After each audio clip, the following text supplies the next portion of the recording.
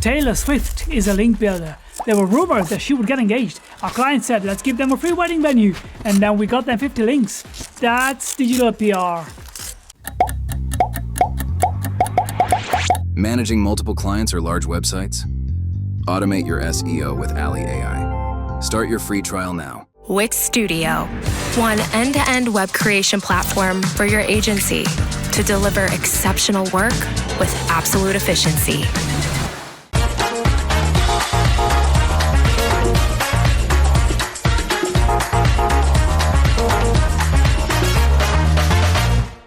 Thanks everybody for joining today for the Ecom panel.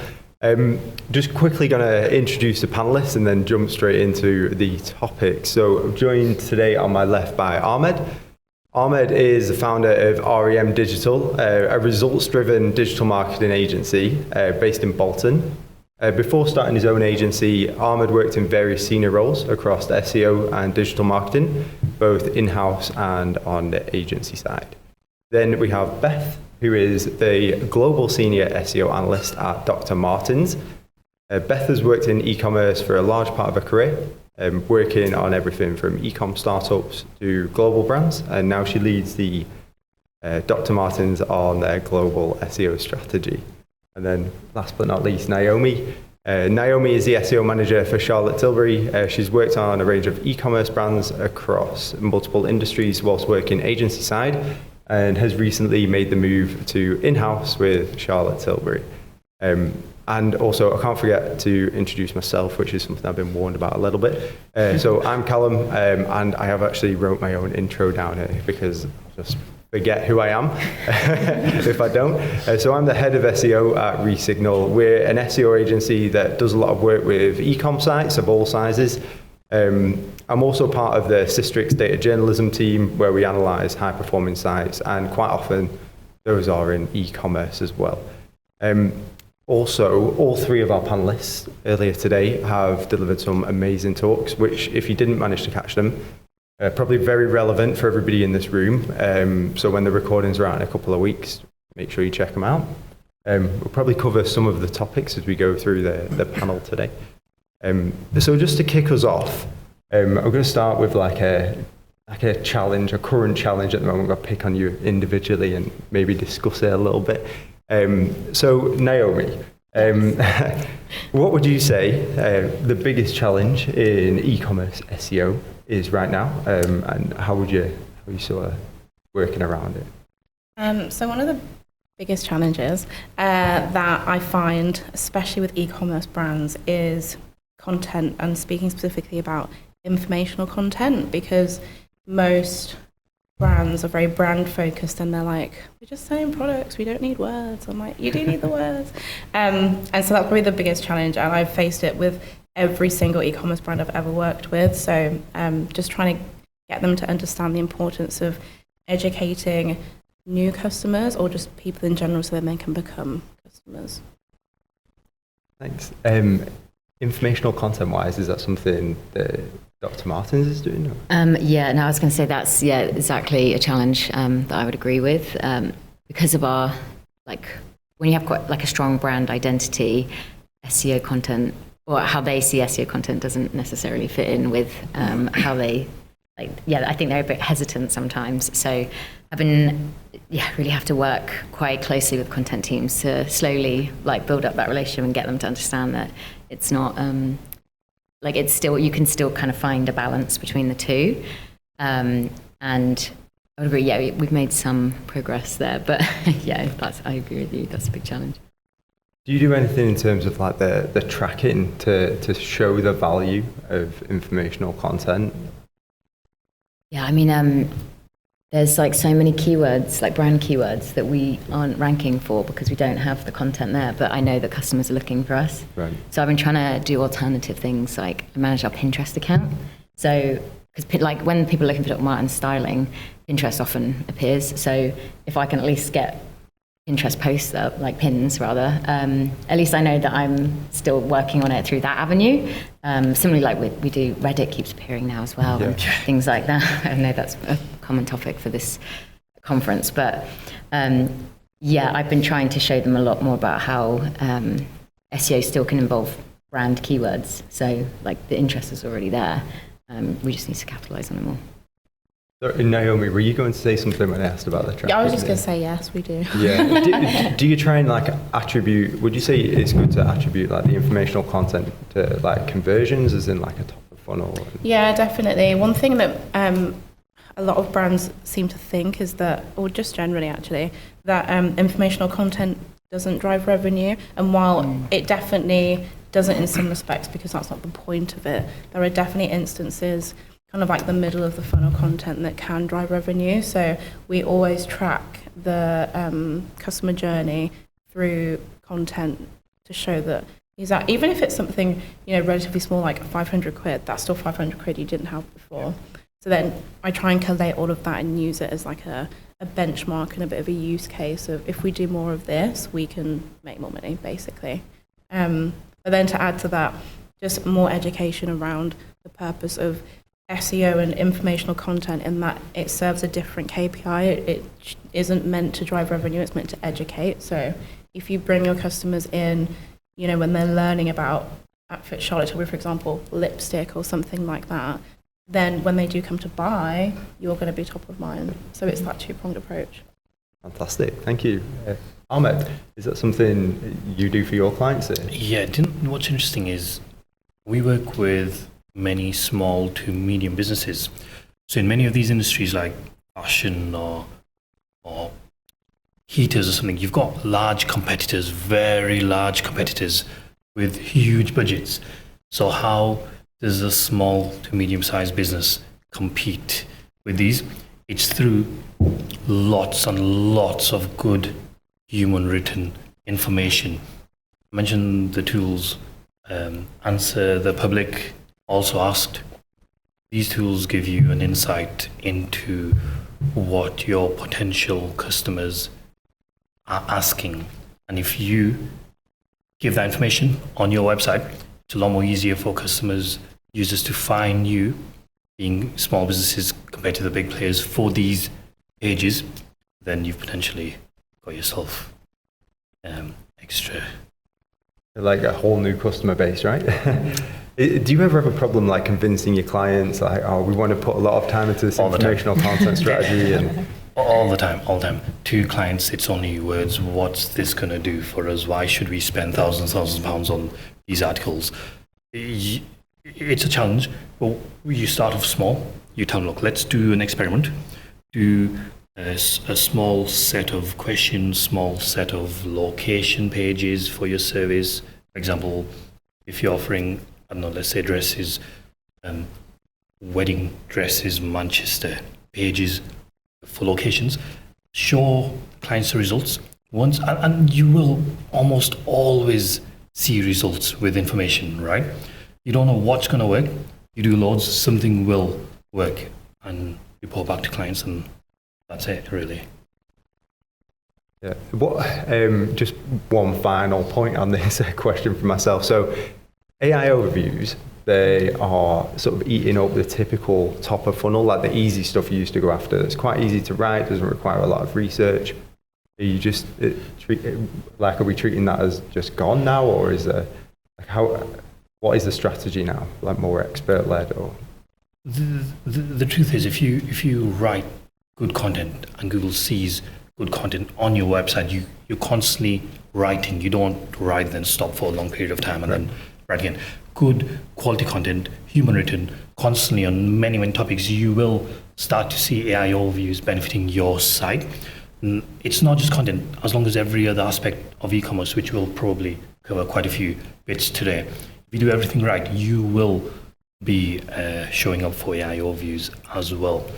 Again, it's something maybe in the future it's gonna eat into your organic traffic, but we'll have to talk about other aspects growing after. Do you see that as a threat for like Charlotte Tilbury, or is it from an informational content point of view? Sorry, I was just laughing because of that. Very well timed. I would completely agree with Ahmed, to be honest, and I wouldn't say don't write anything because AI overviews is there. I'd say that you've got to cater to the way that different people interact with the website, because some people might actually just go, they might start off on a product, for example, and they might want to learn more. So you link to it, you link to your blog from your PDP or your PLP. So you need to still cater to those people rather than kind of writing it off. And I'd also say, it's been a big topic at this conference actually, but using other avenues, don't just rely on Google.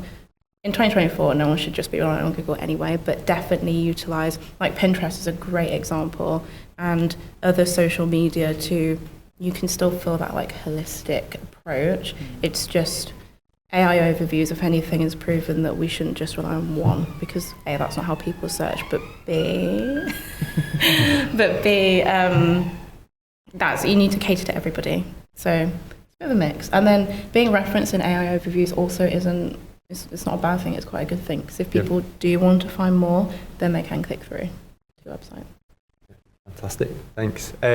So coming back to the biggest challenge in e-commerce for you personally. So Beth, would you be able to provide me with a challenge that you have faced recently? E-commerce specifically. I guess, I think the changing SERPs, I know we're not necessarily AI reviews, but just the fact that anything organic is just getting pushed further and further down, and the competition is just getting more and more fierce in terms of just, there's so many different, like with Gen Z coming in and like the way that consumer behavior is changing, that it's a challenge to try and stay ahead of it. I feel like there's either another algorithm update or a new feature or something else that, like, I've never seen technology move so fast within like the past year, and trying to like the goalposts just keep moving, but I'm still, working towards targets that were pre all of this, everything that came, like all these changes. So my challenge is just, I know like trying not to rely on Google, but that is the primary, KPI is getting organic traffic through Google. And it's sometimes feels like it's been a challenge to try and see growth in that area. Yeah, it's still like 90%, 80% of the traffic in most cases for a lot of e-commerce sites. In terms of like the solution for something like that, would you say, because you mentioned targets, would you say it's about like stakeholder management from like an SEO's perspective? Like, look, this is what is going on. There's certain strategies that we can put in place. Well, that's not always the... Yeah, no, they've been really receptive actually to that, because I think we have like a solid strategy, and I think they understand that it's not a quick wins of, it's just a slow, long-term process, and working against all of our other business priorities. Compromises do have to be made. So I have all these tickets and all these ideas, and they're going to happen. Doc Martens are great in that, they're really receptive to testing and learning, but it just does take time. It does. Yeah. Is it any of your clients, have they have you had to have conversations where you're like, yes, the SERPs are going to be filled with like product grids, or like it's getting harder and harder to rank and that sort of thing? Yeah.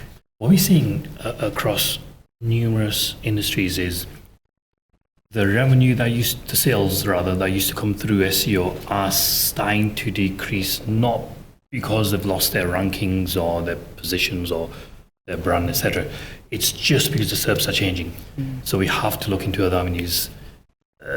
And users are changing as well. There was a statistic in the previous one of the previous talks about how many users are now searching on TikTok as their first point, and other avenues.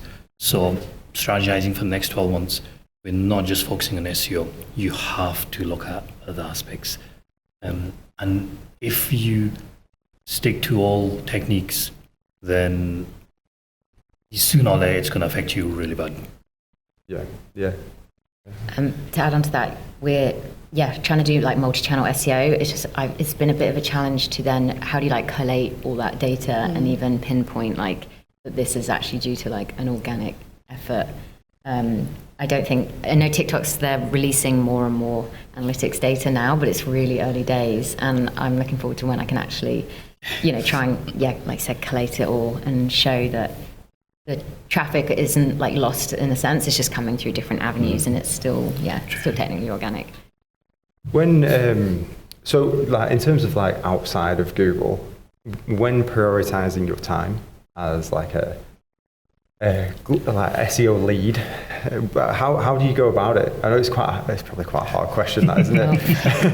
So, like, do you have like a specific, let's say, strategy for other search engines, or? So with Pinterest, I have a calendar, a yearly calendar based on like product releases and seasonality.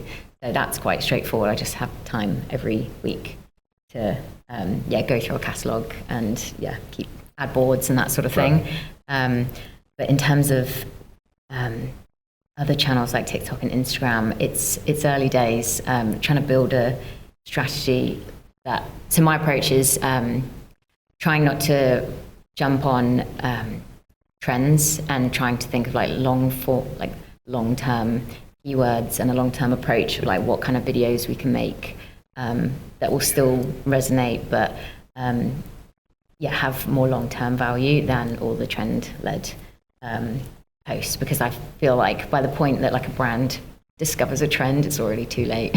Yeah. Oh, yeah, definitely. Yeah. Especially as an SEO, you like can't hop on a trend when it's no. That ship's already sailed. If you didn't have a landing page, it's gone.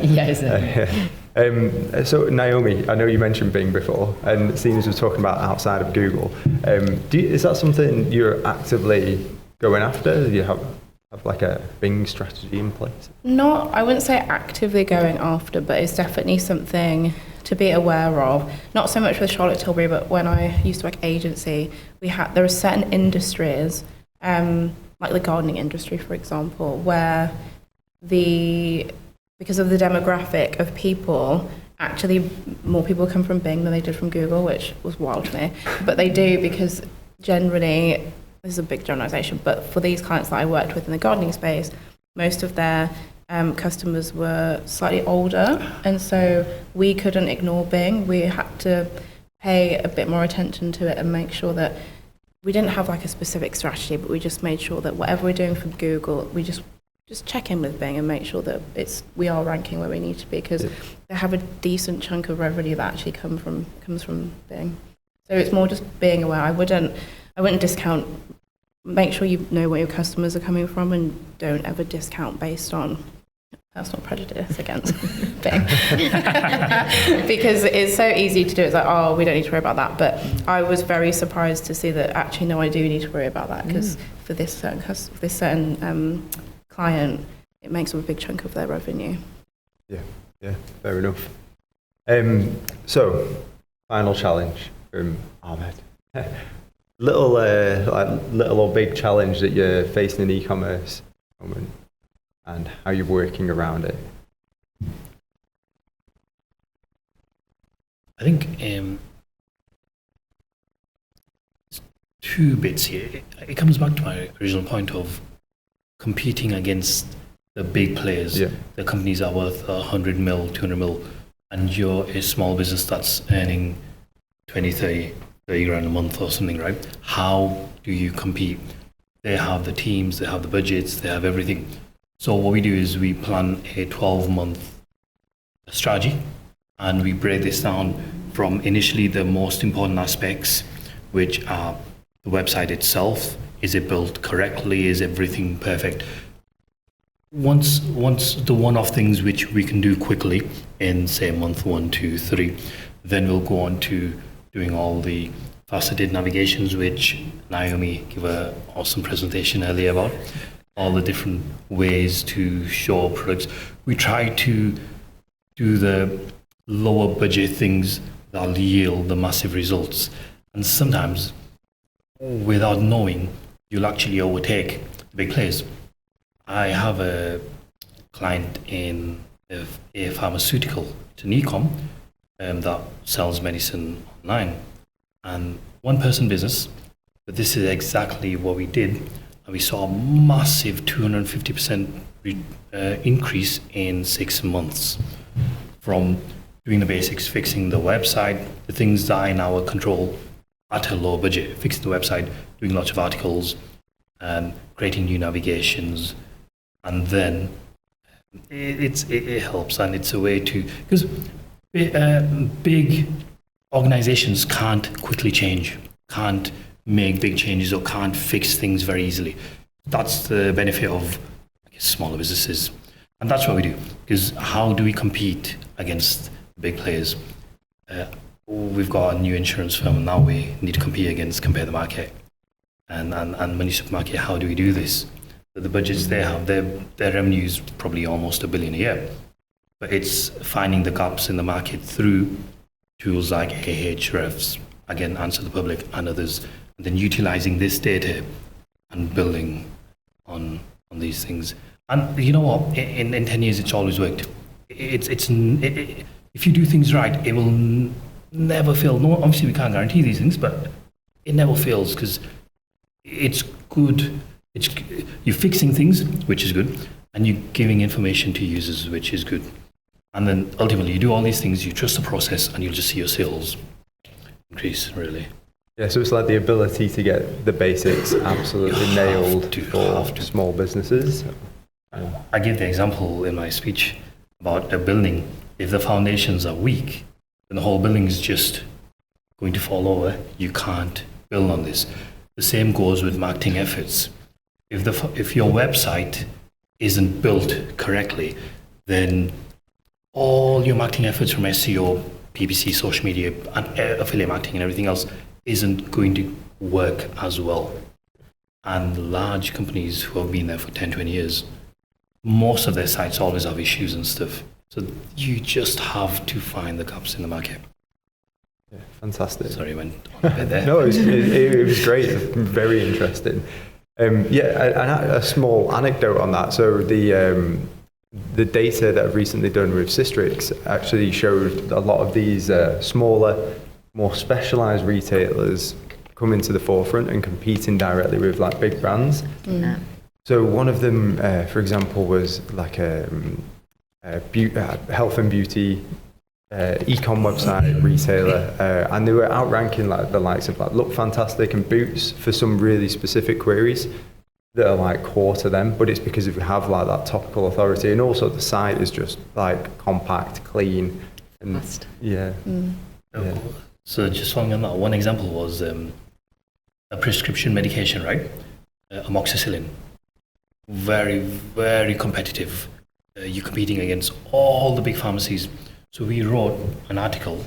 Either it was something along the lines of where can I buy? It was a very quick 300-word article, right? Not much effort put into it.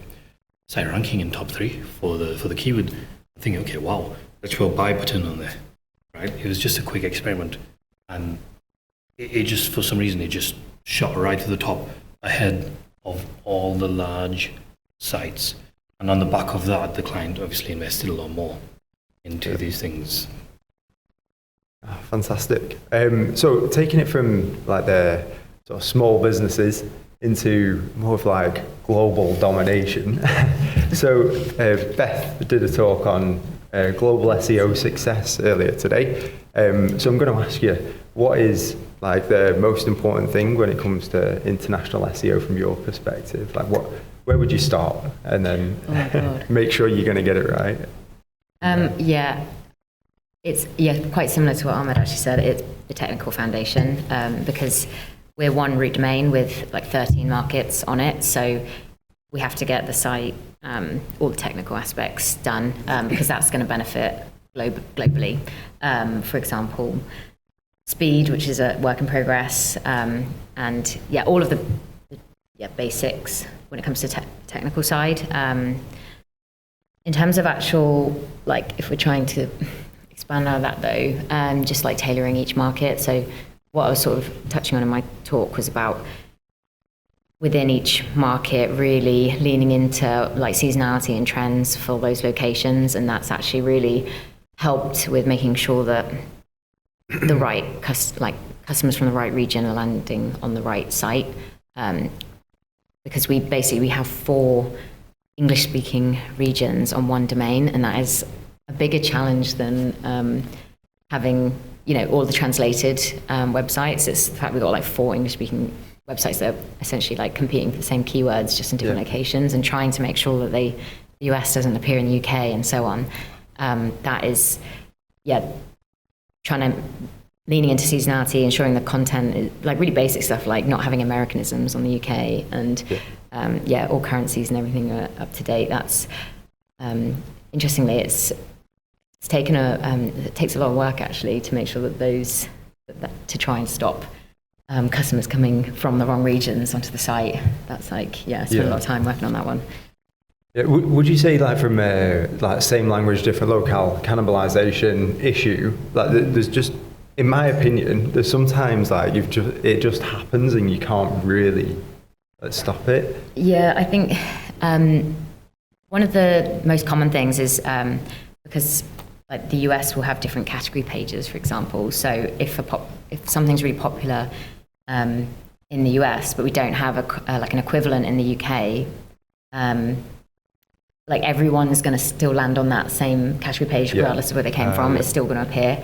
Other things where I actually can't stop is if we have like a better sale offering in the US and the UK, that sale offering will rank in the UK, and that's a Google flaw, I think, because it just knows that that's going to have a high click-through rate. That's all it cares about in terms of like page titles and descriptions. So it will, yes, that one I struggle with, I guess if in doubt, just blame Google, right? Is Charlotte Tilbury just like UK, or is that multi? It's the same, and we have the same kind of setup actually. So we have one root domain, and then all the other locales are off that. And we have a very similar, the exact same challenge actually with specifically English-speaking websites or subdomains, not subdomains, subfolders. Because the Americanisms, like sometimes we'll have the UK moisturizer page ranking on the US and people coming on the different ways. So we monitor that weekly to see what else can we do to make it very clear. And it is actually far more difficult than the international ones because it's in a different language, so you can be a bit more specific. But it is the same. It's the exact same challenge, basically. Yeah. Very frustrating problem to have, and I can completely relate Google's to it. Fault. We're just going to take a little sort of change of tact here and go out to the audience for questions. So please don't be shy.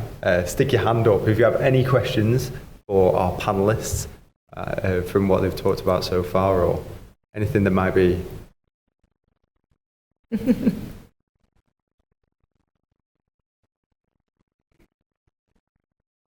Is your strategy changing at all in terms of prioritising quality product content over more informational or traditional kind of SEO-based content to react to the change in SERPs? I would say actually not necessarily. I think we're taking a different tact and trying to go through more personalisation and trying to be more humanistic and authentic, because like so AI overviews will pick up your content, I suppose. We're trying not to put that at the forefront. We're just trying to make sure that we are, giving the best experience for customers, and constantly trying to do like profiles on who our customers are and what they want and what do they want to see, and putting that first. And so it's not necessarily trying to find a balance with that and SEO has been. It's worked all right because, like I said, I guess we have the benefit of the brand backing that we get. The brand is already out there, so people do resonate with certain products a lot, and because of the history. Like, it can make it a bit easier, I think, to leverage that.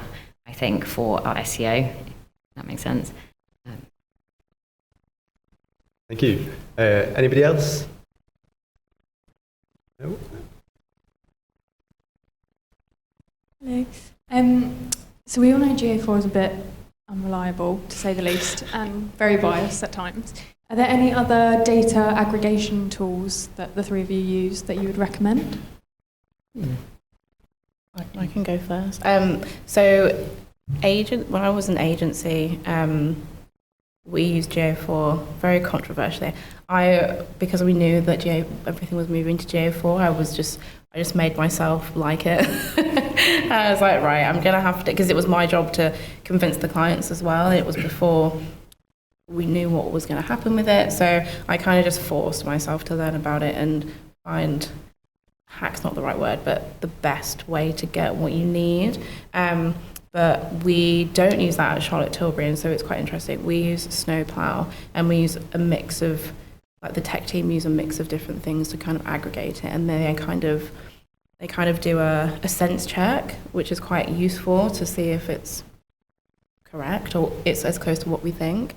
But what I would say as like a side note, and something that I did learn when I was looking at GA4 for agency and for the different brands that I was working with, is that as a brand and just as somebody who works in the company, you need to know your own numbers, because I think that was the thing that became most clear, is that a lot of our clients didn't know their own numbers, and so then they weren't able to say whether or not the data was correct. So that's not really answer your question, but just as a side note, I would say no matter what analytics we use, kind of the step 0 before you even start looking at the data is make sure you know your own sales and revenue and everything else inside out, because then you can correlate it.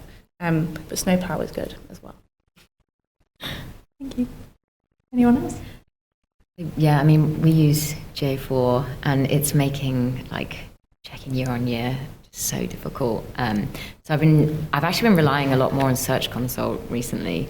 I know it doesn't have anything like revenue, but if we're looking at like trend, like how we're trending in the overall view, it's just a good, big picture view that, I keep using it more and more than ever, actually, interestingly.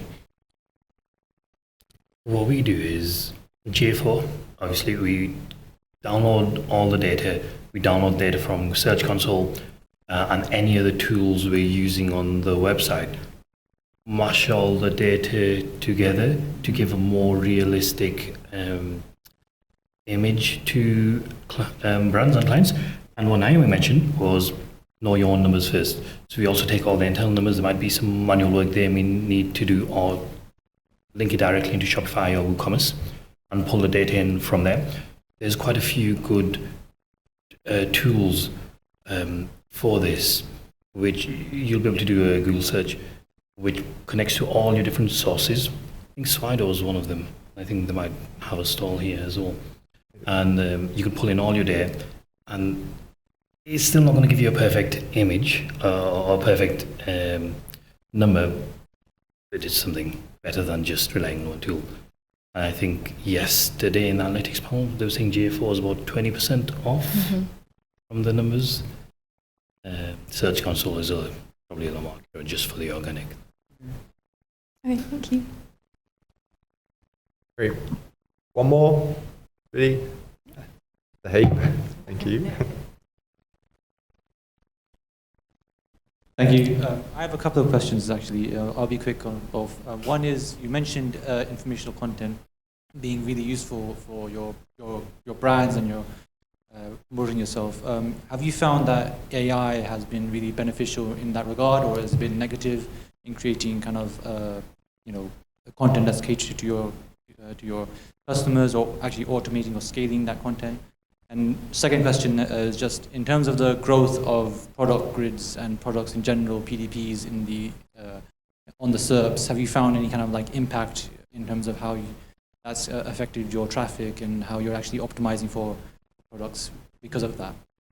So on the first question, I think that the informational content, I'm so sorry, I've completely lost my train of thought. It's just completely gone. I'm going to ask you a second question first. I'm so sorry.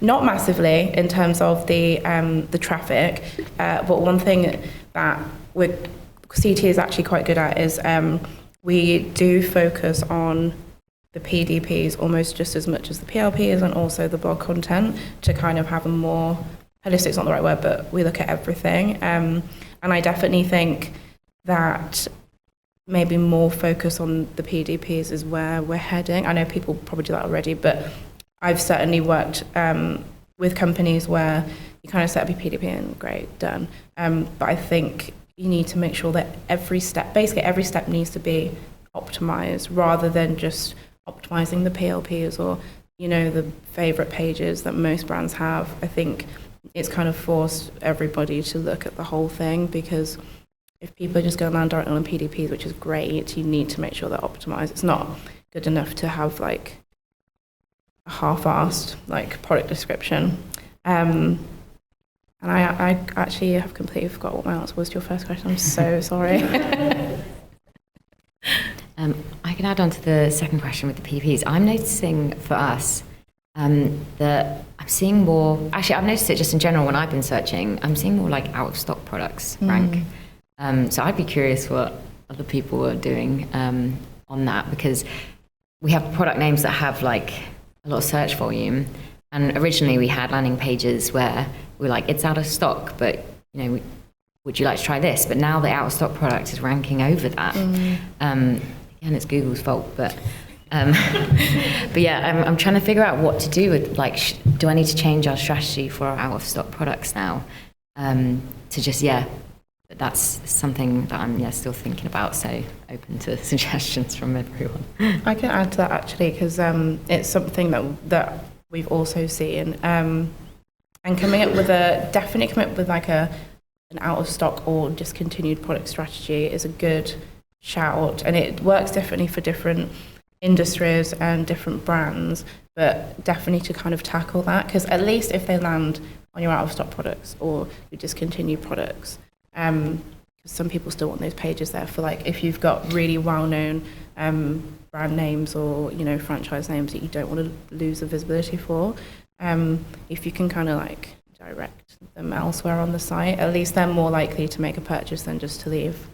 And I remembered my answer to your first question. For the automated content, I actually don't. I've only ever used AI for content briefs, but they're still heavily edited by me and by like teams that I've worked with.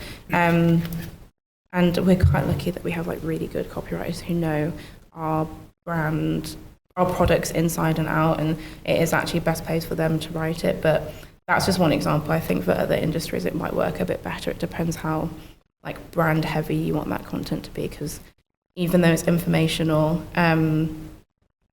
we tie it in quite heavily with our products because it's about the products. It might be about moisturizer or lipstick or whatever it might be, so it ties in. So in our case anyway, it's still best place for our teams to write that, but very good for briefs if you have the right prompts, definitely.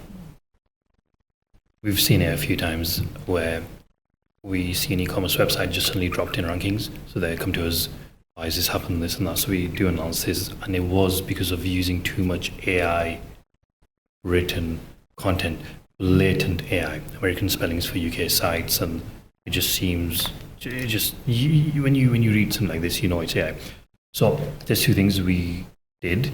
There's tools, I can't remember the name now, that you can see if a content's been written by AI. The tools connect to ChatGPT's, OpenAI's APIs and Gemini's APIs, so you'll feed the content through there and work out if or what parts of the content has been written by AI, reword it all, and that fixes the issue. Second thing is, if you do use AI, then fine, use AI, get all the content written, but just for notes, give it to a good content writer to reword the whole thing. So when AI wasn't there, what do some content writers do? Research on the internet. So use it in a similar way. We've seen it many times. Direct content leads to literally loss of rankings, loss of visibility, which leads to loss of revenue, and that's when people start shouting. Great, thanks. So something that came up quite a bit then was like product pages. So just like to jump off into that topic a little bit in a little bit of detail. So PDPs,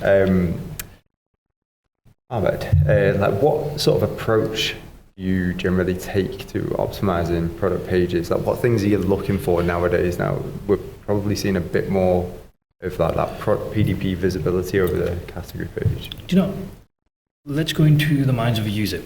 We see websites day in, day out. We know every full stop is on a page, for example, right? So think of a first-time user coming onto the page. What's going to convince them, right? And there was a conversion rate experts. Anyone heard of them? An American-based company, right? So I think they wrote an article on Moz years and years ago.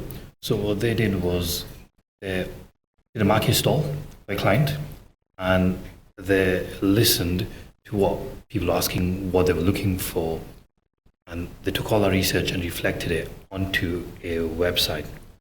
Trust signals, specific question answers for a specific product. We offer all these payment systems and good images, videos on the images. And doing all of these things we've seen with, it not only helps conversions, but also helps with SEO. Sorry, I've touched on a lot. That was great, absolutely great. It's a really nice idea, that, and probably something that is not necessarily thought of like a lot of e-com sites. I know, Beth, that's something that you're looking at adding, right? From like that human element, like you mentioned, to the product pages. Yes, so definitely, we're taking that approach. So we've got all these different features now for customers, like recently added like 360 view. You can do virtual try-ons on our most popular products now, which is quite fun because you can like on your camera like try on boots. And we also really a big emphasis on the reviews as well. Still trying to optimize them even more, but basically anything that's like written by our customers or UGC content, we have a carousel that we use like a tool that checks like how people are, interacting with the page, and anything that's like UGC related, people really, they just want to see what it actually visually looks like. So yeah, our PDPs are so much more visual now, which is, can be interesting because, we even have videos, so the pages are getting heavier and slower, but the experience is a lot better. So yeah, I'm working to try and like, how do we optimize our product pages for speed, but still be able to show all these like really interesting visual elements that we know our customers actually want to see, because, at the price point, people don't really impulse buy, they really want to think about the process, and that's why we try and give them as many tools as we can to help them make the decision. Yeah, so it's making it more of like a user-centric page rather than just like standard product information, and then here's a picture of it in a light box and yes. Hope you buy. From like your experience, is this something that you're looking at the moment, Naomi? Yeah, I would say definitely. So again, wasn't an agency. We did a lot of work actually for the gardening client that I mentioned. With the things that they sold, it was like hose pipes and your standard things like that. But I very quickly learned that people really care about what they buy for their gardens, like quite a lot. And there's actually a lot of technicalities that go into like hose pipes and lawnmowers and all that kind of stuff. Far more complex than I ever actually thought. And so we had to make our PDPs far more interesting, because it was like your picture in a light box and a bit of a description and buy now. But it doesn't actually resonate with people, because your avid gardeners who want like they have a huge garden, certain length hose, or they want like the nozzle on the hose to do all these extra bits and bobs. They want all the dimensions, they want all the information before they make that purchase. And the company was quite small, so they didn't have the internal team to manage all of that information. And so actually what Ahmed mentioned is we implemented Q&As on the PDPs. So we kind of preloaded them with some common questions that customers would bring up the customer service team and ask.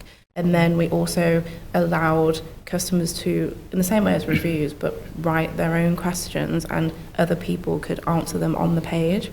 And so it was like a self-fulfilling PDP optimization, because they would naturally use the keywords, and it helped build a community off the back of that. So the client didn't have to do as much work. It didn't cause as much anxiety because it's quite a big thing to take on. And they would like moderate it, obviously, and make sure everything was correct. But we saw really big benefits from that because it's not as reliant on the client or on the company or on the team to kind of get back to those questions immediately and not be like a blocker to sales. So the Q&As are a good thing. Yeah, I love that idea. Might borrow that one for some of ours. Yeah, I guess it's important to remember as well now, like especially with like the growth of like product grids, that at some point might be catastrophizing a little bit, but the first interaction some users will have with your website is a product page. Like if they're doing the research in the SERPs and then they're hit with an organic grid and they go straight through to your site, the convincing needs to be done there. So it's really important to have this, like, well, all of these things on the site at that point. One thing I'll mention, 10 years ago, users had a lot more patience. And I think you just have to make it very easy for them these days. Every industry may vary, but... Yeah, no, I completely agree with that. Even from my own personal experience, how I shop now is different from 10 years ago. Yeah, so there's like one topic I definitely don't want to miss talking about today, and it's what Naomi did a talk on earlier, because it's a passion point for me. Faceted navigation. It's a weird thing to be like in love with, but I absolutely love it. So if there's any sort of like tips or just like a rough approach, something that people get wrong, go wild. There's so much. I love faceted navigation because I'm sad, but there's just so much. I think the issue that many businesses face, or that I think historically, because there's a lot of technical considerations that you must consider when you have your faceted nav, because obviously if it's not handled correctly, it's not a good time. You have like cannibalization, you have potentially hundreds of thousands of pages indexed that you don't want. I think that's caused many businesses to almost, they set up their faceted nav and then they kind of just don't touch it for fear of causing these issues.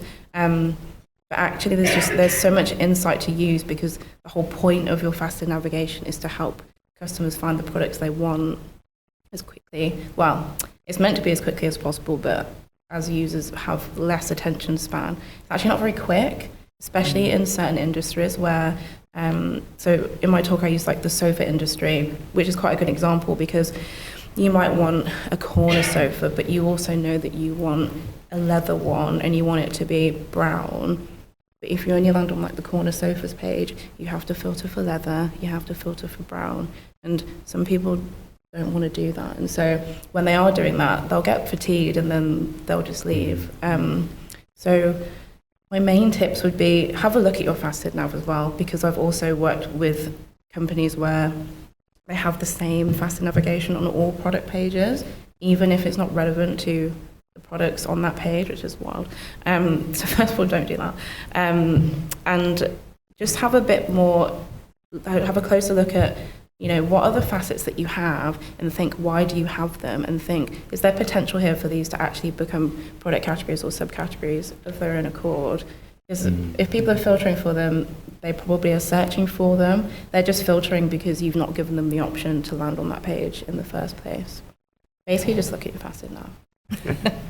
Yeah, and then there is an option to like index some of those in a case, like in certain cases, and you can build out the coverage of your categories through your facets.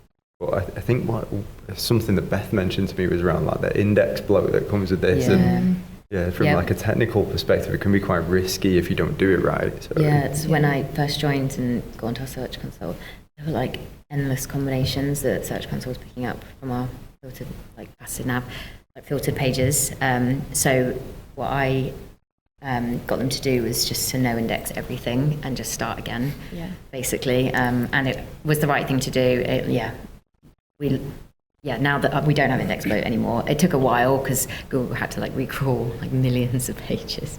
And now we're slightly opening it up, like Naomi said, looking at what people are actually filtering. So, for example, a really simple one is that if it's filtered by one color, then we'll allow that to rank, and that does quite well because we don't like necessarily have we're not going to have a category page for every single color combination that we have for each product type. So we rank okay for those, and where I see like, oh, we're ranking all right, but we could do better if we had an actual ELP, then I'll go to the team and get them to create that. So yeah, I've been trying to use that for insights, and my next plan is to do that with like different sizes and see if there is like an appetite to create any specific size PLPs now. Yeah, I was going to say, I think the approach is exactly like Beth was saying, just little and often. I think that's how you can best avoid any horrible issues, is you don't have to do everything all at once. Just pick one thing, like colour, perfect example. Like black shoes, or like I did it for a fashion client and they sold jeans, and people search for straight jeans, skinny jeans, but they just had jeans. So just pick one, test the waters with that, and then you start to slowly build out, then go to another one. It is definitely a long-term plan, it's not a quick fix. And I think when you treat it as a long-term plan and not a quick fix, you can have like a robust plan in place so that you don't accidentally index millions of pages. I think, Naomi, you mentioned a very important point in your presentation. You know, in almost any industry, you'd probably do millions of these. So you have to do research to see which ones are actually going to be useful, using tools like Ahrefs or SEMrush, and see which ones are actually getting searched, and then focus on them. I found a really good way of doing that is to find somebody, a competitor, with a great faceted nav indexing strategy. You just borrow it. Yeah. Just remove the bits you don't like, set some rules in place, like the one colour at a time thing, and and then it's done. Yeah. I would also add to that as well. People need to speak to their marketing team, not their marketing teams. Marketing teams need to speak to their sales teams and their customer service teams. And if you have stores, you definitely should speak to the people selling the products, because they're going to know what people are asking for the most. And people don't do this, which is crazy to me. But they know, because they speak to people every single day, and they'll know that people say, I specifically want black Doc Martens, or I specifically want straight leg jeans. And they might not even think about it. It would only be maybe when you ask the question of like, oh yeah, most people do ask for this. So that's also how you can get the data, as well as like the keyword data, to kind of back up your findings, and then little and often. Yeah. Site search as well is like another good source for similar information on that. But fantastic. I think we've just got like a little bit of time left for some more questions. I see you're all really eager to get straight away. Thank you.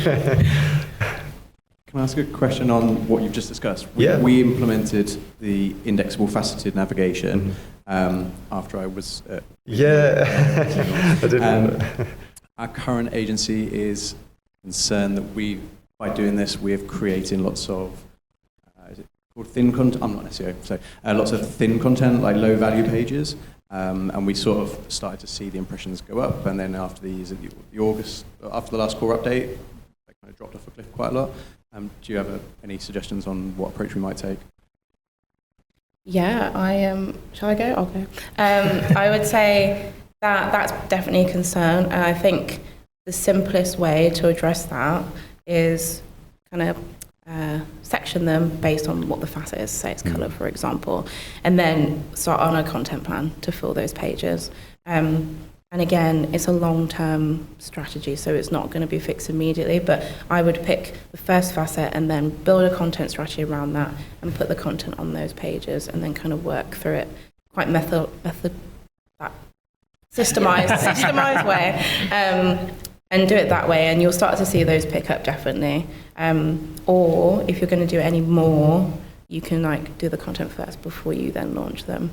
But it's definitely savable. You just need to plan the content around them, and also not just the on-page content. If you can have a blog or any other content on the site, you can kind of build a robust structure, like a robust content foundation to then link to those pages, because that will definitely help as well.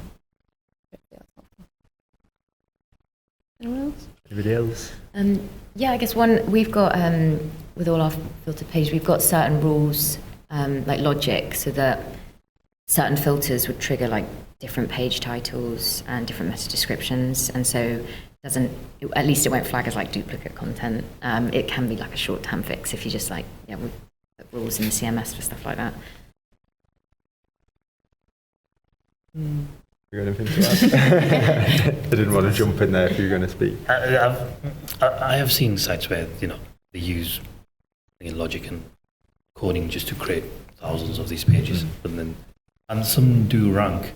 The one I mentioned, best solution is take a few, do it properly, then move on. And unique content, I think that's the best way over the 3, 6, 12, 18 months. And then you'll really see massive returns on those. Yeah, I think similar to what Beth said before as well, that maybe there's an option to like dial it back a bit and find that like core group of indexable facets, if you will, before opening it back up. Thank you. Anybody else? A question? Definitely got time for one more. Yeah. Just a more general question really around e-com and fourth quarter and how you guys are feeling maybe this year, because I work with a few fashion clients that are kind of in the same sort of price bracket as you two, and I'm just wondering because they had a struggle in April. September's been okay, but not as good as they'd like. And I just wondered how you were all feeling, and Ahmed with your clients as well. Yeah, and I'm feeling more, because we're in quite a lot of markets. It's been really interesting this year because some markets are doing really well from what I can see compared to others, like the UK. Like seasonality really impacts us as a footwear brand. Like, so at the moment, I'm feeling like super positive coming up to peak and Black Friday. Like everything's been really strong, but like I said, when there's so much emphasis on seasonality, that does make me nervous because like it will start raining outside, and I'm like, yes, finally. But in some, obviously, we want it to be nice so that people will actually buy sandals, and then what we're trying to do is actually try and or just as I think generally in the brand is try and just really focus on the core products and just get those really, really strong, and then just try and keep focusing on what we do best. Yeah, I would kind of agree with that. Just focusing on core products, but also I just like the challenge because it's easy to panic, and don't get me wrong, and I literally put a picture of a crying girl in my talk, but it is easy to panic, and it is very frustrating as well because you could put a whole strategy and then Google does something like, okay, great, that's out the window. But this probably sounds really woo-woo, but it's a good opportunity to kind of grow and think you have to adapt and be innovative. So I just try and soak up as much information as possible and kind of use it as a way to try and boost creativity. And I also just look at what competitors are doing. And if anyone's doing really well, I'm like, I'm going to do that. But yeah, I try and see it as like a positive and just think, okay, well, this is a good opportunity for me to step up and do something better than I was doing before. Mm-hmm. Don't relax. Not with e-commerce. Especially in this day and age, you cannot get back. You have to keep moving forward. Use all the new things that are coming out, all the new strategies. You have to keep working. We are starting to see a lot of downtime in certain times, and it's only the seasonal times when things really show up. And that's not good for any business or any website. So you have to keep moving forward. All the new tech, all the new augmented reality, and all these things, you have to try everything and do everything and come to brightonSEO. Strategies. Yeah, I will just add one thing. I know I'm not a panelist, but I can't help myself. Like when we're dealing with conversations like this with clients, one of the ways, like if it is like market related, we benchmark it against like market data, like just to show like it's not just you. Look at all your competitors that are having a horrible time as well, and this is what the market generally looks like. If that's of use. Right. So they're usually really aware of who's gone into sale the fastest. And, Right. you know, if the competitors go into sale before them, they're happy. Right, so they're struggling. We've got better profit margins, so we're fine. I think that is it. We're out of time, or very, very nearly out of time. Thank you everybody for joining, and a round of applause for our panelists. Thanks, guys.